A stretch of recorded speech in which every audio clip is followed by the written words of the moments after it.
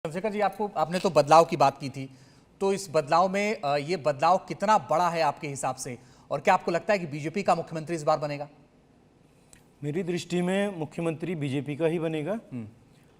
स्त्री या पुरुष की स्थिति यह है कि चूंकि भाजपा में जो मुख्यमंत्री बनाने की जैसे बातें होती हैं तो वो कई बार दूसरी पार्टियों के भी लाके वहाँ बना देते हैं। वो अपनी पार्टियों के ही लोग हों ऐसा भी वो नहीं करते। कई राज्यों में आप ऐसा प्रयोग देख चुके हैं।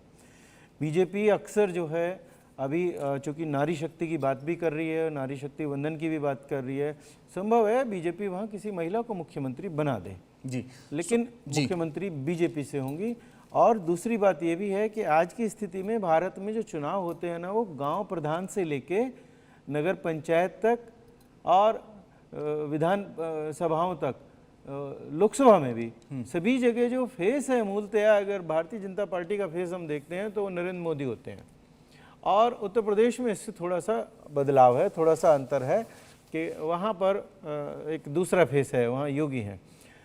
लोग मोदी के बाद योगी की भी संभावनाओं पर विचार करते हैं जी। और ज्योतिष भी योगी जी की कुंडली में प्रबल एक योग बनाता है जो उन्हें प्रधानमंत्री होने का योग बनाता है।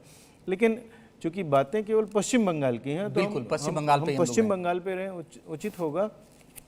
पश्चिम बंगाल में बदलाव आएगा और इस चुनाव के बाद सरकार किसी की भी आए, देखिए ये बड़ा विशेष कह रहा हूँ मैं, सरकार किसी की भी आए, चाहे ममता बनर्जी की आए, चाहे वो नरेंद्र मोदी जी के द्वारा कोई वहाँ पे भाजपा की विजय के बाद कोई व्यक्ति आए, 100% वहाँ खूनी दंगे होंगे और बंगाल में हाहाकार होना है। ठीक है। सुमित जी, एक बात जो नीतीशाचार्य जी ने कही वो ये कही कि ममता बनर्जी की हेल्थ उन्हें दिख रही है, उन्हीं की पार्टी की कोई महिला बनेगी। एक नाम है अभिषेक बनर्जी जो उनके भतीजे हैं, बार बार ये कहा जाता है कि आने वाले वक्त में वो हो सकता है कि अभिषेक बनर्जी को चेहरा घोषित कर दे, मुख्यमंत्री बना दें, लेकिन अभी शुरुआत में वो बनेगी। आपको क्या समीकरण दिखता है? देखिए, आपका कहना सही है।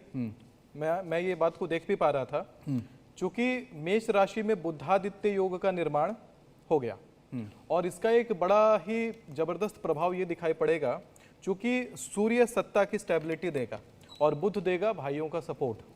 भाइयों का सपोर्ट देने से क्या होगा कि जिस क्षण में आप देखेंगे टीएमसी की जीत होगी पश्चिम बंगाल में, तो ये निश्चित तौर पर है कि उनके भाई का सपोर्ट और जनता का सपोर्ट उनके साथ बना रहेगा और वो जो सपोर्ट है उनके सरकार को कायम करने में खूब ज़्यादा उनका सहयोग भी देगा। हालांकि इसी योग का एक ज़बरदस्त प्रभाव देखने के लिए मिलेगा ठीक 2 महीने के बाद।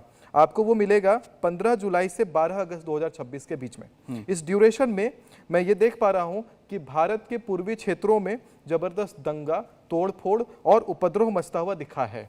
और इसी का प्रभाव एक और दिखता है ग्रह गोचर का कि 15 जुलाई 2026 से 12 अगस्त 2026 के बीच में महाराष्ट्र में बड़े स्तर का दंगा होता हुआ दिखाई पड़ता है और 15 जुलाई 2026 से 12 अगस्त 2026 के बीच में ही भारत में कोई बहुत बड़ा घोटाला, कोई बहुत बड़ा स्कैम एक्सपोज होता हुआ दिखाई मुझे पड़ता है और भारत के केंद्र के नेताओं का नाम कहीं ना कहीं से इंटरनेशनल इश्यूज पर उछलता हुआ पश्चिम बंगाल में क्या होगा?